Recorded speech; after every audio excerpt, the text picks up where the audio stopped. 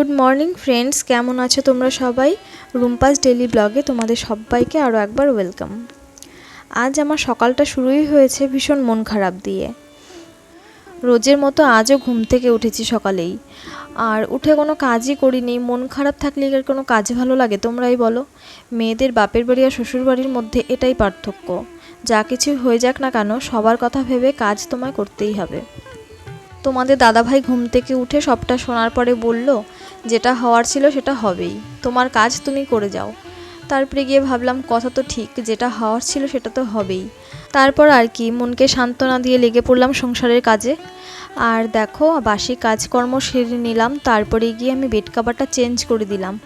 আর 2-3 দিন থেকেই ভাবছিলাম যে বেড কাভারটা ধুয়ে দেব, কিন্তু বাইরে ওয়েদারটা এতটাই খারাপ, মানে বৃষ্টি তো থামছেই না, তাই চেঞ্জ করতে সাহস পাচ্ছিলাম যে বেড কাভারটা ধুলে না শুকালে না বাজে একটা গন্ধ হয়ে যাবে। তো আজকে দেখলাম যে ওয়েদারটা সকালবেলা একটু ভালো, তো ওই জন্য বেড কাভারটা চেঞ্জ করে অন্য বেড কাভার পেতে দিলাম। এত কথা বলছি, কিন্তু দেখো আসল কথাটাই তোমাদেরকে আর বলা হচ্ছে না। কেন আমার মন খারাপ ছিল? সকালে ফোনটা হাতে নিয়ে দেখি একটা ফটো ভিডিও কোনোটাই আমার ফোনে নেই। সব ফাইল ঘেঁটে দেখলাম যে কোনো কিছুই নেই। আমার হাত লেগে ডিলিট হয়ে গেছে হয়তো কোনোভাবে, যেটা আমি বুঝতেই পারিনি। আর সত্যি বলতে কি, কত কষ্ট করে সংসার সামলে মেয়েকে সামলে ভিডিও বানাই, তার মধ্যে যদি এমনটা হয় কেমন লাগে বলো তো?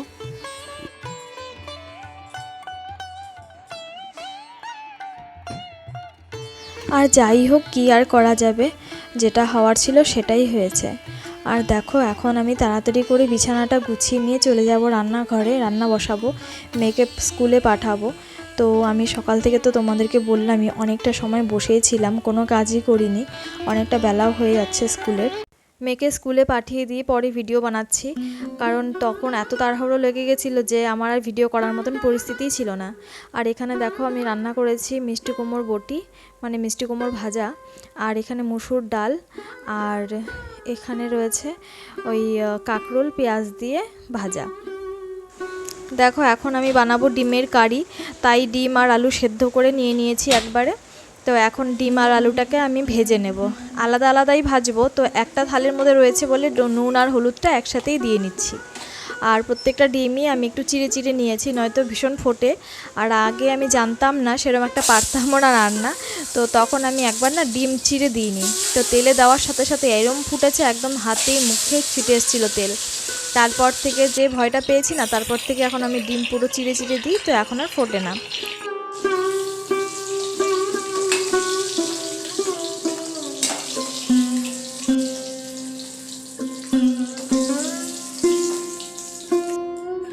ডিমটাকে ভালোভাবে লাল করে ভেজে তুলে নিলাম। এখন ওই তেলের মধ্যেই ওই আলুগুলোকে দিয়ে দিচ্ছি, আলুগুলোকে একটু ভেজে নেব।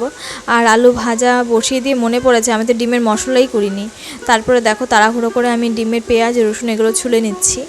আর আমার বাপের বাড়িতে যেমন ডিমের মধ্যে রসুনটা দেয় না, আর শ্বশুর বাড়িতে দেখতাম যে ওরা রসুন দিয়ে ডিমের ঝোলটা খায়, মানে ডিমের ঝোল তো না, কারিটা খায় আর কি। তারপরে আমিও এখন ডিমের মধ্যে রসুন দিয়ে খেতে খেতে না, এখন রসুনটাই ভালো লাগে। তো আমি ওগুলোই সব রেডি করে নিচ্ছি। আর এই রান্নাটা আমার শাশুড়ি মাকে দেখেই শিখেছি, মা এভাবেই রান্না করতো।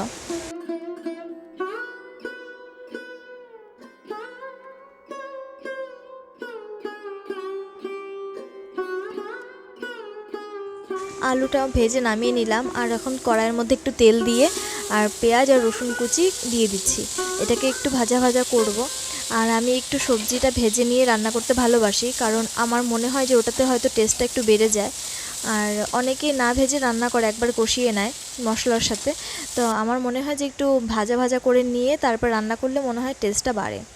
আর এখানে দেখো, আমার মশলাও রেডি হয়ে গেল। দেখো, পেঁয়াজগুলো আমার ভাজা হয়ে গেছে। তো আমি এখন যে পেস্টটা করে নিলাম সেটাই এখন পেঁয়াজের মধ্যে দিয়ে দিলাম। আর এখন পরিমাণ মতো নুন আর হলুদ দিয়ে যতক্ষণ না পর্যন্ত মশলার থেকে তেল বেরোচ্ছে, ততক্ষণ আমি মশলাটাকে কষতে বসিয়ে দেব।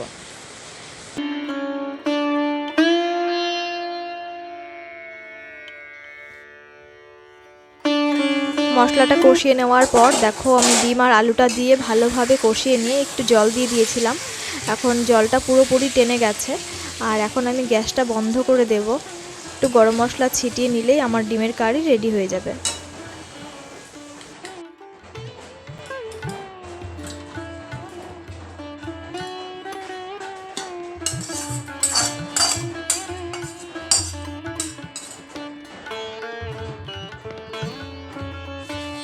রান্নাঘর পরিষ্কার করে এখন চলে এসেছি ঘর মুছতে। ঘরটা মুছে চলে যাব স্নানে। স্নানটা করে এসে পুজোটা দিলে মোটামুটি আমার কাজ হয়ে যাবে। আর মেয়ের চলে আসারও সময় হয়ে গেছে স্কুল থেকে, তো মেয়ে চলে আসার আগে আমি চেষ্টা করছি কাজগুলো সব করে নেওয়ার। ডেইলিকার রুটিনের মধ্যে এই ঘর মোছাটাও আমার একটা পার্ট বলতে পারো। আর আমি রেগুলার এই কাজটা করে থাকি। আমার মনে হয় যে যেমনই ঘরে থাকি না কেন তার কাছে সেটাই মন্দির, তাই না বলো? তোমরা কি বলো? আর দেখো আমার স্নান হয়ে গেছে, আমি এখন ছাদে জামাকাপড় মেলে এসে তাড়াতাড়ি পুজোটা দিয়ে নিচ্ছি। আর মেয়ে আসার সময় হয়ে গেছে, তুলি চলে এলে তখন ওকে একটু সময় দেওয়ার ব্যাপার থাকে। আর ওকে ড্রেস চেঞ্জ করানো, খাওয়ানো, তারপরে গিয়ে ঘুম পাড়াতে হবে। তো ওই জন্য আমি চেষ্টা করি যে তুলি আসার আগেই আমি যেন কাজগুলো সব শেষ করে ফেলি। আর আজকের মতন ভিডিওটা এখানেই শেষ করব। ভিডিওটাকে আর বড় করছি না। তোমরা ভালো থেকো, সুস্থ থেকো, আমাকেও এভাবে সাপোর্ট করতে থেকো। যারা নতুন বন্ধু রয়েছে আমার ভিডিও দেখছো তাদেরকে বলছি প্লিজ সাবস্ক্রাইব করে আমার পাশে থেকো। আর যারা পুরান বন্ধু রয়েছে তাদেরকে বলছি তোমাদের অসংখ্য অসংখ্য ধন্যবাদ। তোমরা এভাবেই আমাকে সাপোর্ট দিয়ে যেও, ভালোবাসতে থেকো। আর তোমাদের সাপোর্ট ছাড়া আমি কিছুই না। আজকের মতন এখানেই শেষ করছি। পরবর্তীতে দেখা হবে অন্য একটি ব্লগে। তোমরা ভালো থেকো, সুস্থ থেকো।